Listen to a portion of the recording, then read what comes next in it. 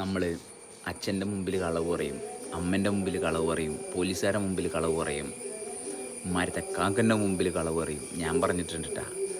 അപ്പം നമുക്ക് അതായത് പിടിക്കപ്പെടാത്ത രീതിയിലുള്ള പല കള്ളത്തരങ്ങൾ പറഞ്ഞ് നമ്മൾ താൽക്കാലികമായിട്ട് ചില സിറ്റുവേഷനിൽ നിന്ന് നമ്മൾ രക്ഷപ്പെടും.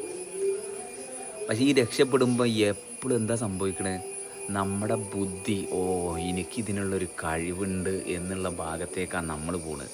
എന്നിട്ട് വീണ്ടും വീണ്ടും കള്ളത്തരത്തിലേക്കാണ് ഇത്രയും കാലം നമ്മൾ പോയിരുന്നത്. പക്ഷെ നമ്മൾ ഇപ്പം അവിടെ ഞാനൊന്ന് വീണ്ടും പരിശോധിച്ചപ്പോഴാണ് ഒരു കാര്യം മനസ്സിലായത്. എന്ത്? കാരണം ആ വ്യക്തി നമ്മളെ വേണ്ട രീതിയിൽ അല്ലാത്ത കൺട്രോളിങ് നമ്മളിൽ കൊണ്ടുവന്നത് കൊണ്ടാണ്, അല്ലെങ്കിൽ നമുക്ക് നമ്മുടേതായിട്ടുള്ള ഒരു അവസരം സ്വാതന്ത്ര്യമില്ലാത്തത് കൊണ്ടാണ് മറ്റൊരാളുടെ മുന്നിൽ നമ്മൾ കളവ് പറയേണ്ട ഒരു സിറ്റുവേഷനിലെത്തിയത്. അങ്ങനെ നമ്മൾ കളവ് പറഞ്ഞിട്ടുണ്ടെങ്കിൽ നമുക്ക് അതിൽ നിന്ന് കിട്ടുന്ന ഒരു അനുഭവം എന്താണ്? ഓക്കെ, ഇതിൻ്റെ പുറകിൽ ഒരു ശക്തി പ്രവർത്തിക്കുന്നുണ്ട്. ആ ശക്തിയെ മാത്രം നമ്മൾ ശ്രദ്ധിച്ചാൽ മതി.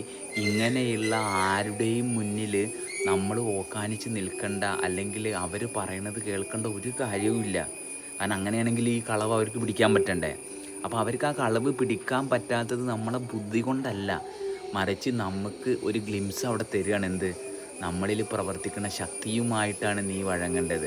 ആ ശക്തിയെയാണ് നീ അറിയുന്നതെങ്കിൽ നീ മറ്റൊരാളുടെ മുന്നിൽ കളവ് പറയേണ്ട യാതൊരു കാര്യവുമില്ല. അവിടെ നിന്ന് നിനക്ക് സിമ്പിളായിട്ട് മാറിപ്പോവാൻ ഈ ശക്തിയെ നീ ഫോക്കസ് ചെയ്താൽ കാണാൻ പറ്റും എന്നുള്ളതാണ്. പക്ഷെ നമ്മുടെ അഹങ്കാരം വരുന്നതുകൊണ്ട് നമ്മൾ വീണ്ടും വീണ്ടും പിന്നെ ബുദ്ധി ഉണ്ടാക്കാൻ വേണ്ടി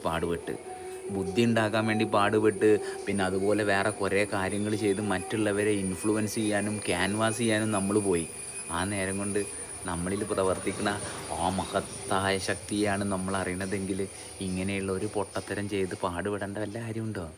സമാധാനത്തിൽ ജീവിക്കാനുള്ള സർവ്വ സാധ്യതകളും അതിൻ്റെ ഉള്ളിൽ തന്നെ ഇല്ലേ? ഭയങ്കര രസമല്ലേ?